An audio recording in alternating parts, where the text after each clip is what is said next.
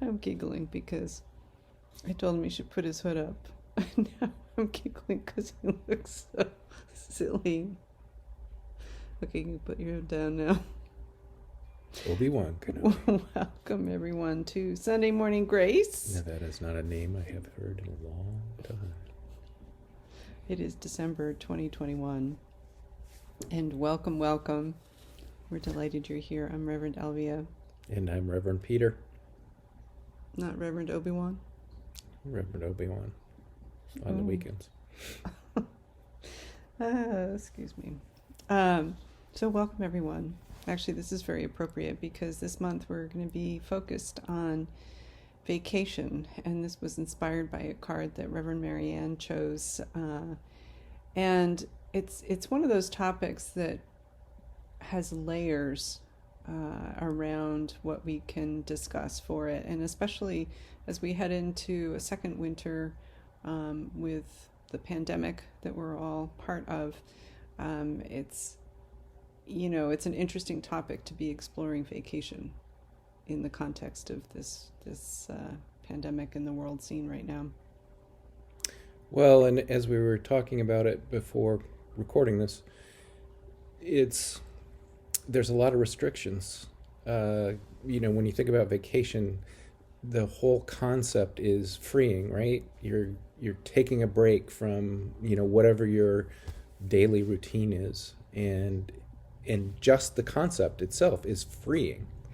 And in the current era, for most of us, there are all these sort of boxes that we can't necessarily go. Like, a lot of us don't necessarily want to get on a plane and wear a mask, for hours on a plane, or be with large crowds, or a lot of the stuff that for many of us happens during a vacation. So that whole concept, that the essence of the freeing is already sort of contained.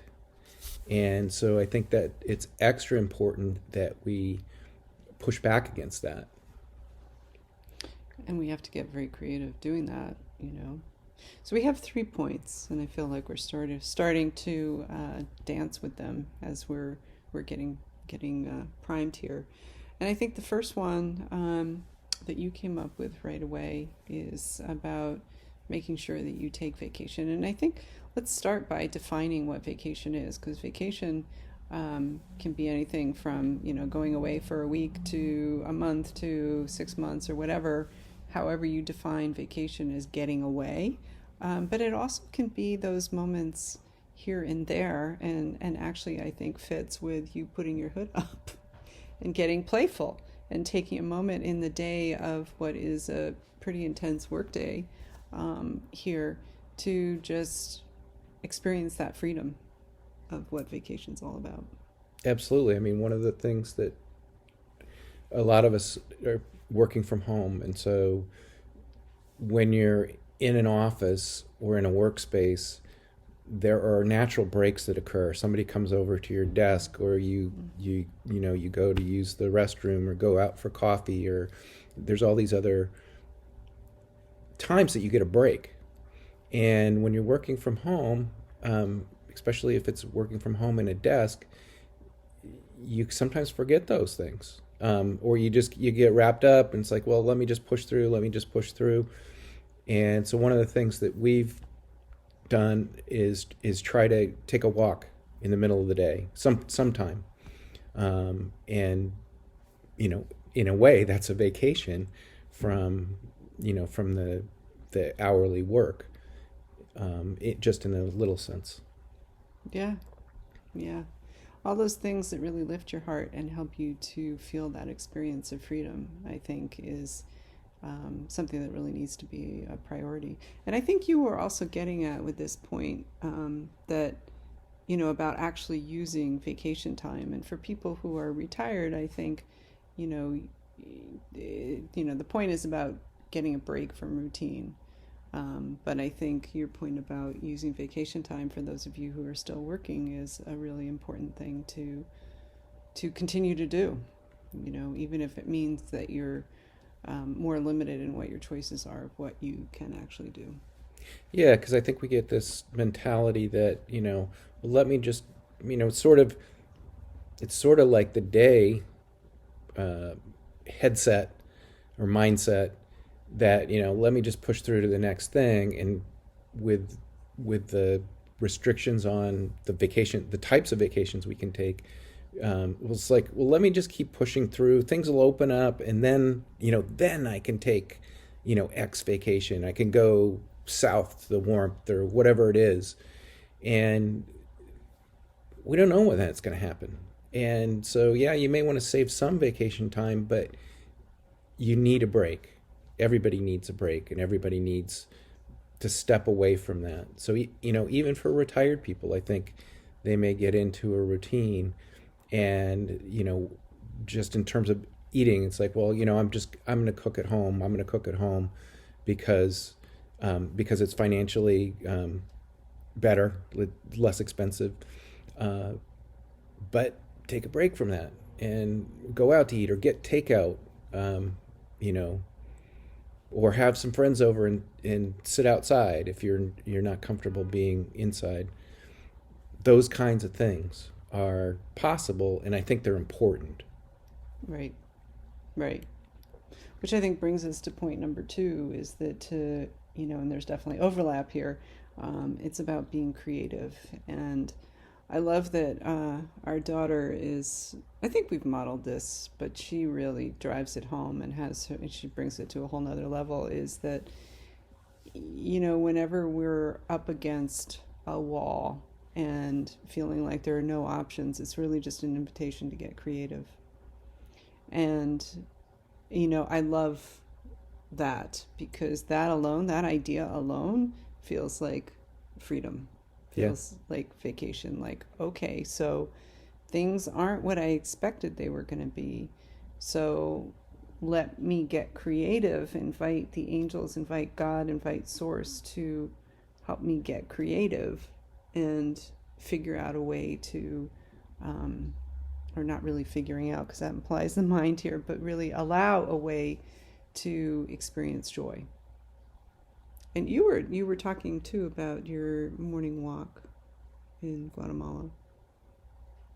Yeah. So, and actually, as you were talking about that, I was thinking about that. I've been privileged to take two trips to Guatemala with Nana Mercedes, Mayan elder, and her partner, Tata Gerarda. Um, and one outstanding thing we did in particular is we got up at 4 in the morning and hiked into the jungle and climbed a Mayan temple that I'm guessing is probably 300 feet tall, but basically is up above all the trees, and did this all in the dark so that we could watch the sunrise rise over the Mayan, sacred Mayan Tikal. And hearing the howler monkeys in the trees rustling above us and howling. If you've never heard a howler monkey, you can find them on YouTube. It's quite. They howl.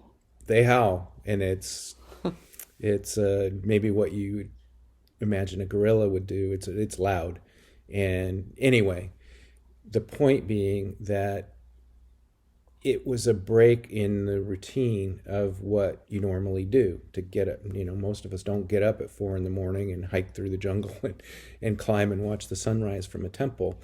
And obviously that was a unusual setting.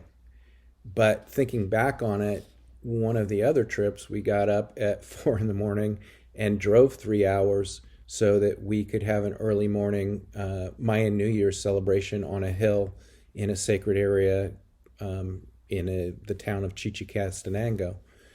So the elders were actually very good at creating these activities. Another morning we got up and we toned at like 5 a.m. So they were very Do good. that from anywhere. You can do that anywhere. So they were very good at breaking things up and creating vacation within a vacation in that case. Mm. I love that. And we certainly could wherever you guys live, wherever we live, could get up and drive someplace to watch the sunrise, drive to the ocean, drive to the mountains, or even just go outside. I mean, some of you guys may be early birds and get up for the sunrise anyway. But I do remember when you were telling the story about the Mayan sunrise, watching the Mayan sunrise in the Mayan temple. Um, it was last summer solstice. Didn't happen this year because I was about to have surgery. But I got up and watched the sunrise. We were in COVID, and I was very intentional getting up at like 4:15 or whatever it was in the summer solstice to watch the sunrise. So I think part of it also feels like, our guidance, I think, is also um, really directing us all to stay in tune with the cycles of the earth and the seasons and celebrate that. We're upon the winter solstice this month, and it's the shortest days of the year, and a very sacred time in so many ways. And I think as we're able to get creative with how we experience joy, we can really discover some pretty interesting things about ourselves. Absolutely, and it doesn't have to be the sunrise. Watching the Right. full moon rise, Right. if the weather's permitting, is also very special to see um, just the way the colors of the moon change, the size of the moon on different full moons. Some full moons it looks huge. Other full moons it just looks like a full moon. But and also when it's very near the horizon, if you have space where you can see when it's just coming up. There's a lot of variation there. It's a very special experience, and just Sure. another thing to explore. Yeah. Yeah. I love that. Um, yeah, and for some reason, when you were talking, the angels flashed through my head. The memory of us driving around parts of our town, and we live in a tiny little town, and there are a few new developments. And after my first doctor's appointment, and I hadn't been out, I was really still pretty out of it. Walking was not easy, and but I needed change of scenery and just to tickle my curiosity. And so we drove around these areas of Norfolk that I hadn't seen before. I don't know that you had either. Some of them I hadn't Yeah. seen, or I saw them when they were just like building the first couple of houses, and now it's years later, and there's lots of trees, and The whole it's very different experience. Yeah. So I think that actually brings us to point number three rather, is about being curious. Thank you for that. It's about being curious, and I think part of being curious. We were listening to the story of Shackleton. What was his first name? Ernest Shackleton. Ernest. Ernest Shackleton. That's kind of an appropriate first name, isn't it? Um, on our way down to Philadelphia for Thanksgiving, and oh my God, what a story! I mean, it certainly brings back past life nightmares for me sinking in a boat.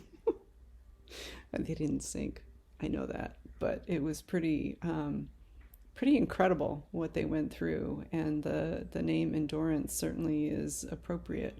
And I think the point about our number three is about being curious about what you can discover about yourself, because we are in such the words in my head are a pressure cooker, which seems kind of fear based, but I think the point is really that it's squeezing these character traits out of us in a way that is very, very powerful. I mean, you think about what they went through when they were living on ice floes for like months at a time. Yeah, and the ice floes were at times breaking up underneath them, Right. and And they didn't have, extra food to comfort themselves, or alcohol or television or books, or I mean they did have books actually, I think, but and that would be Rosie playing in the background. Um, it's I think a way to discover strength and faith and grace within us at a whole new level, in a whole new dimension. Yeah, and as we were talking about it, what came to my mind was the glass half full or the glass half empty. Mm. And we can get to this point where it's like, I can't take another day of this. I can't take another day of this. And if we can turn that around to the gratitude, and this is where a direct comparison to what those sailors were going through on the ice floes and eating blubber because that's all they had from the seals or the sea lions, and turn that around to look at what we do have. We do have a roof over our head, we do have heat, we do have food, or whatever that is for you. Then it takes the focus off of the lack of freedom, the lack of being able to socialize normally, etc. We were talking about gratitude. It's so important, and it's easy, I think, for us to distract ourselves and focus on the pain, focus on the lack, and not root ourselves in gratitude. I know my angels are really cracking the whip around a stricter meditation practice. So I've been digging into that, and it feels good. And I think it helps me, at least, to stay in that space of grace and gratitude. But, we all have our own paths and ways of being there. Absolutely. And it's, we all have our moments that wanes, and that's human. That's being human. But Wanes? the lack of gratitude or the focus on the lack of whatever it is. Right. And the thing is that if you can take a break, you can take a vacation to shift, to even start the shift, then you give the opportunity for that shift to happen. Whereas if you get stuck in the routine, it doesn't give a lot of space or oxygen for that shift to manifest. Shifts happen.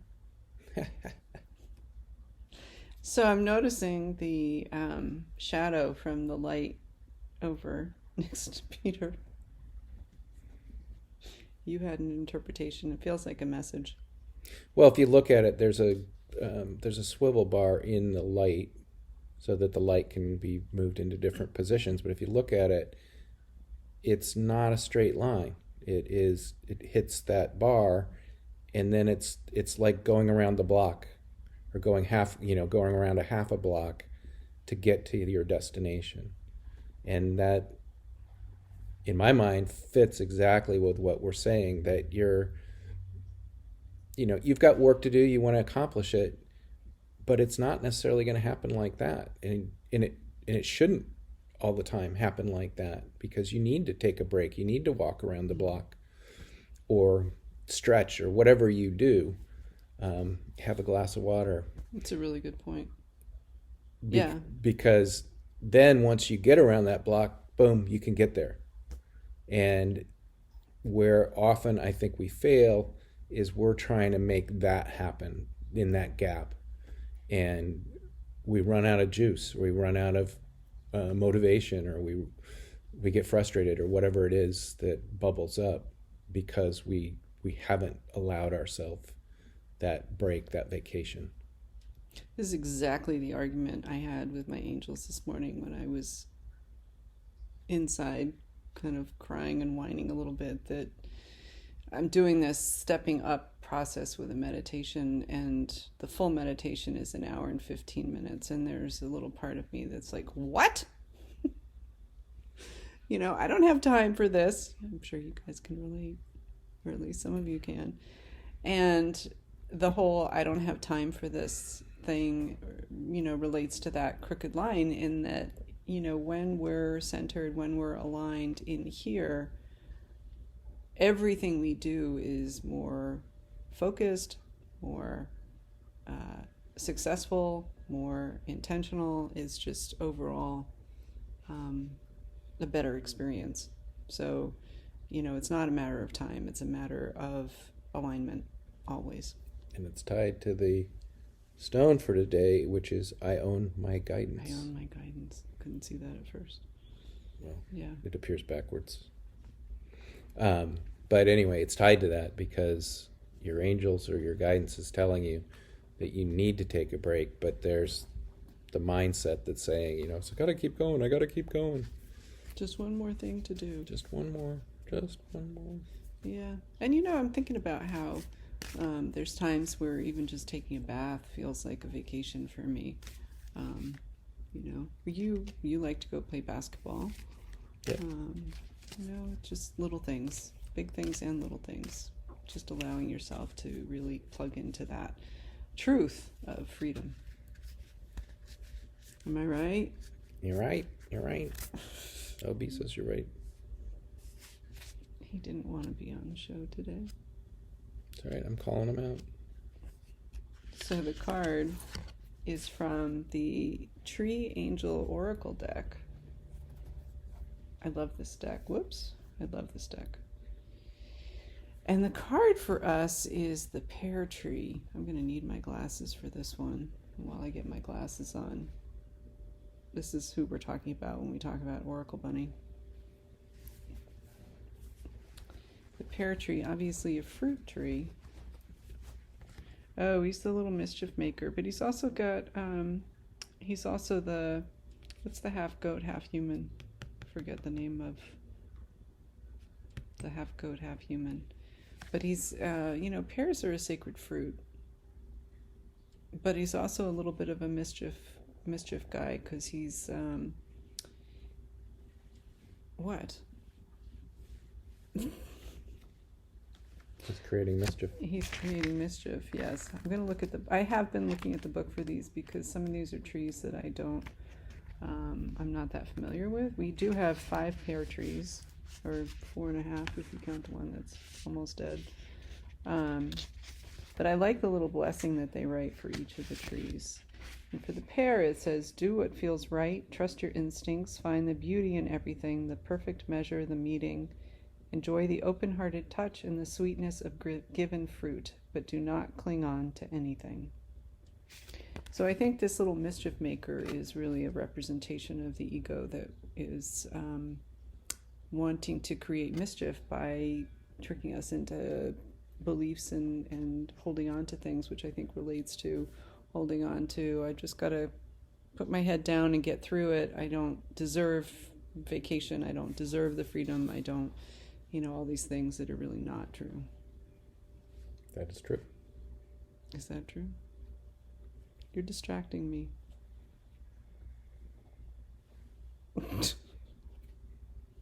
For those of you who don't know Obi, he's our friend. He goes on trips with us. He hasn't been on a vacation in a long time. Yeah, we went to Philadelphia and he decided to stay home and play with the cats. Oh, well. Do you have anything to add to this? No, I can't think of the name either of the half man, half goat, but I know he typically plays a lute, right? Yeah, I think you're right. I don't know if he is in this. He's holding the pear. I don't think he has a musical instrument. The pear in this one. Right. But again, I feel like maybe I wasn't quite as clear as I wanted to be. I think this is really a message about not letting the ego trap you into staying serious and not allowing the freedom, the vacation, the respite. Respite's a good word. It is a good word, isn't it? It is. I think so too. It's a word for the day.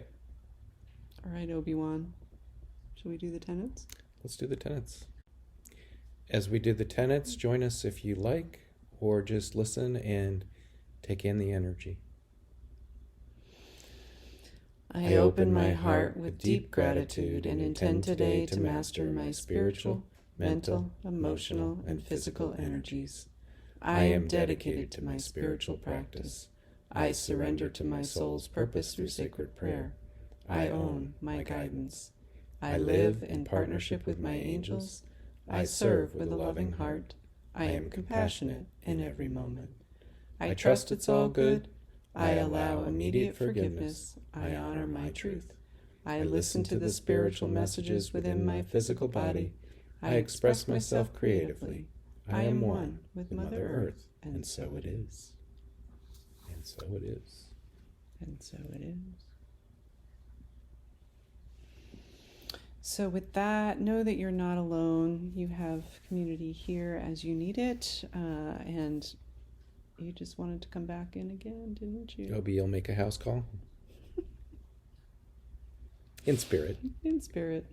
No, in all seriousness, know that you have community here. Reach out if you need any support or extra help, and make sure that you're taking those little mini vacations as well as those longer ones, whatever it is that you need to stay in joy, to stay free of fear and based in love, grounded in love. You're supposed to say something else. I feel like that's complete. With that, we love you. Love Be you. well. Be well. Blessings.